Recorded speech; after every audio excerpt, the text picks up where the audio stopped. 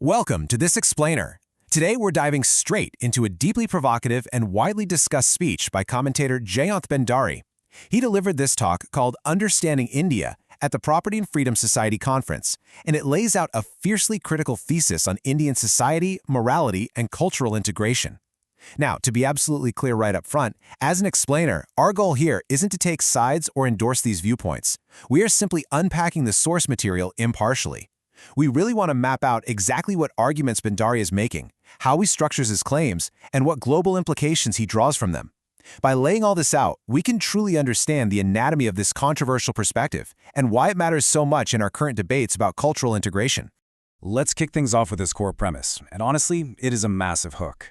Bhandari asserts that fairness, justice, trust, empathy, and impartiality are fundamentally alien to the Indian mind. Basically, he's claiming that an entire culture operates completely outside the framework of Western morality. He's suggesting that the core tenets most Western civilizations just take for granted, the absolute bedrock of their legal and social systems, simply do not exist as foundational pillars in the Indian mindset. It's a massive sweeping claim.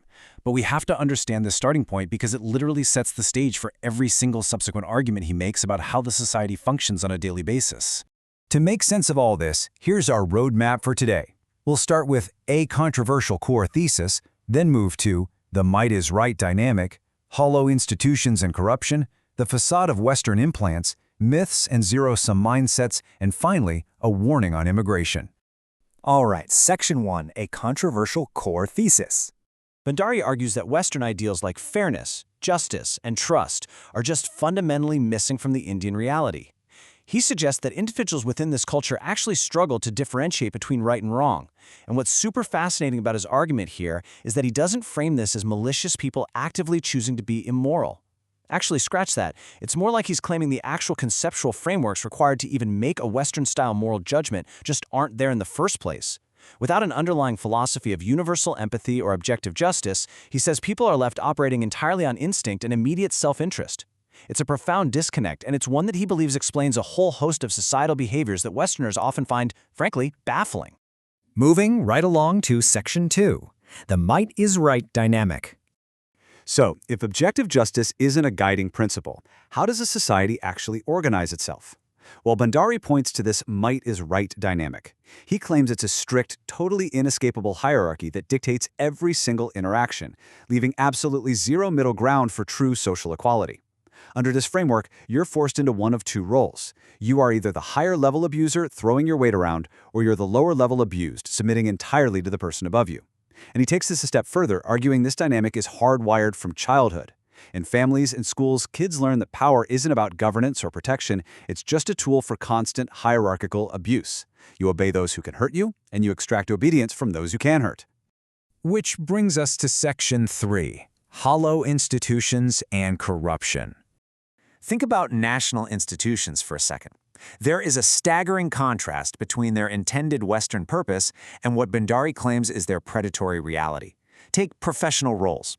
In the West, fulfilling your duty is about public service, right? It's civic pride. But Bhandari claims that in this cultural reality, doing your job properly is actually viewed as a sign of weakness or effeminacy. Incredibly, he suggests that successfully avoiding your responsibilities is what gets praised as a sign of strength and cunning. And it gets darker.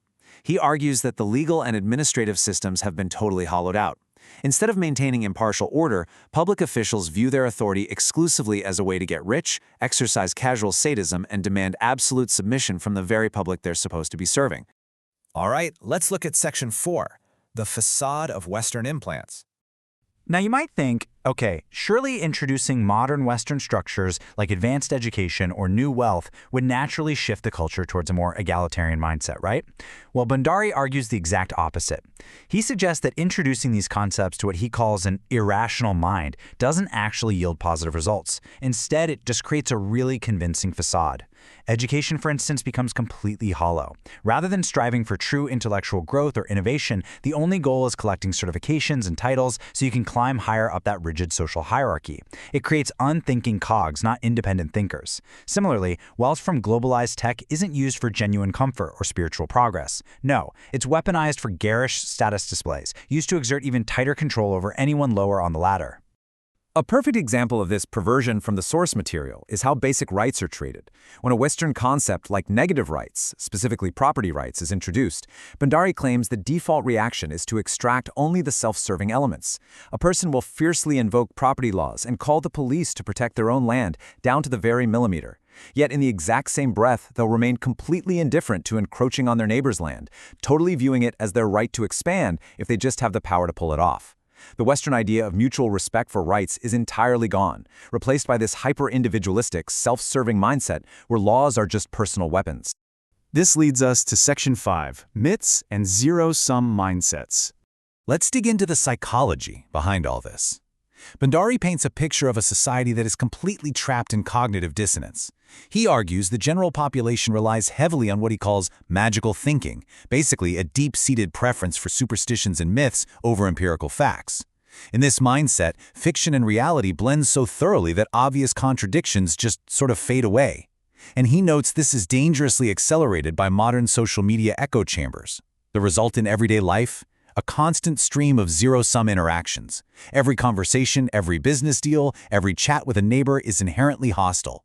It's a win-lose worldview where you only feel satisfaction if the other person is actively disadvantaged, humiliated, or degraded. Mutual benefit just isn't part of the psychological vocabulary. And finally, Section 6, a warning on immigration.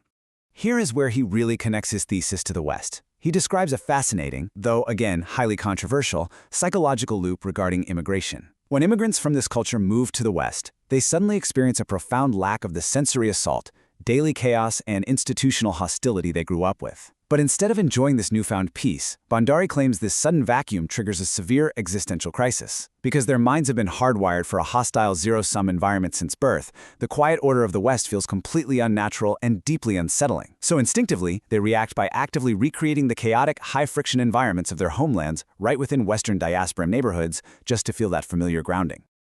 He wraps up his speech with an incredibly stark, uncompromising warning.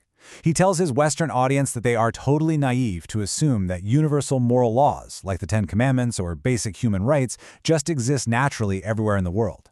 He firmly states, without instilling a deep-rooted psychological infrastructure of morality, bringing third-world populations into the West will inevitably corrode Western institutions from within. For Bhandari, importing people without first transforming their underlying moral framework is just a recipe for disaster. He believes they will inevitably use Western freedoms to systematically dismantle the very trust-based institutions that made the West prosperous in the first place. And that really is the core philosophical debate at the heart of all this. It leaves us with a huge question to ponder as we wrap up today's explainer. Do universal moral laws exist naturally, or are they uniquely cultural infrastructures? Are things like fairness, justice, and empathy innate human traits found all over the globe, or are they highly specific, delicate cultural achievements that have to be consciously built and fiercely protected? Regardless of where you stand on Bhandari's provocative claims, it's a question that seriously challenges our fundamental assumptions about human nature and global society. Thank you so much for joining me for this explainer, and as always, keep questioning the world around you.